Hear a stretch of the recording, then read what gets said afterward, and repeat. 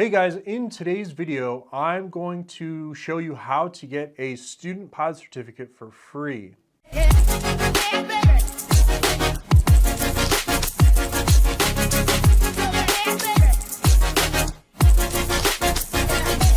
So you might be asking, what is a student pilot certificate? Your student pilot certificate, it's a card. This is it right here. The FAA issues it. Your flight instructor will help you get one. It's required in order for you to solo in your flight training. So if you want to become a pilot, one of the steps that you have to do is you have to get a student pilot certificate before you solo. And today I'm going to talk about how you get that. So the first thing you're going to do is log on to IACRA's website. It's the FAA website. Once you log in, you're going to register on their website. It's free to register. It doesn't cost anything. And you're going to click the applicant box. Now, once you click the applicant box, it'll ask you what you want your username and password to be. You're going to pick a username and password. The password has to be 16 characters. It's a little bit long. I know it sucks, but it's for security purposes. Once you pick a username and password, it's going to log you out. You're going to use that username and password, log back in. You're going to click applicant, and you're going to click apply as a student pilot. It's pretty self-explanatory after that point. You're going to just enter your information. Now, here's the important part, guys. The parts that I often see made as mistakes by students, and this is why I go through this process for my students. I don't let them do this. I do this themselves.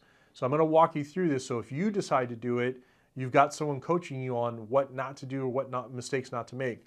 First and foremost, your student pilot certificate has to match word for word your first name, if you have a middle name, and what your last name is with your government issued photo ID.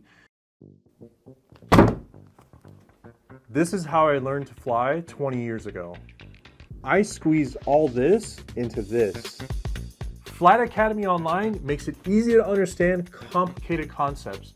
From our in-depth explanations to our state-of-the-art 3D graphics, Flight Academy Online is easy to understand from all your devices at any time, from anywhere. Having been a flight instructor for the past 20 years, Flight Academy Online revolutionizes the learning process. Simplify your training and sign up today. So if you have a driver's license, we're here in California, and it says John Smith Doe, John your first name, Smith your middle name, Doe is your last name.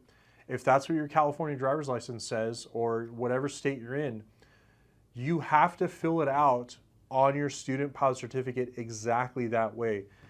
There's a million what ifs you could be asking about right now. Like, well, what if I changed my name? Or what if I got married? Or, what if this and what if that?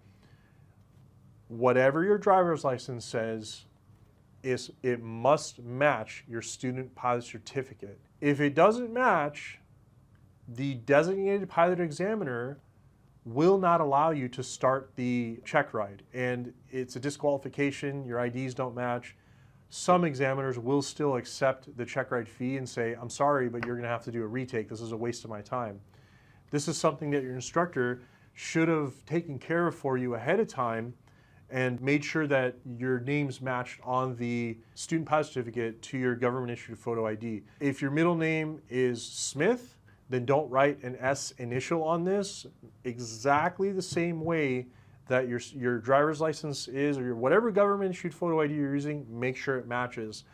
If you change your hair color, let's say you had black hair and you dyed it blue, don't put that on your student pilot certificate. If it doesn't match, they're not going to let you start. Now, obviously, you change weight, your height might change. My height has changed. I used to be a slightly taller. I've had disc issues in my back, and the discs in my back have kind of reduced in size, so I've lost a little height. I've maybe lost about a ½ inch to almost an inch of height over 20 years. That stuff changes. So don't worry about that. Make sure your name and your address are correct. Don't forget, you have 30 days to notify the FAA of a change of address. That's really important. It's really easy to do that. You can just go right on their website, fill out the form, and have that started. And the application's $2 to do. I think they actually raised it to $5. I might be mistaken on that. Anyways, Guys, thanks for watching this video. If you found it useful, please click the like button, subscribe to my channel. It really helps the channel out, and I appreciate your support with everything. Thanks for watching, guys.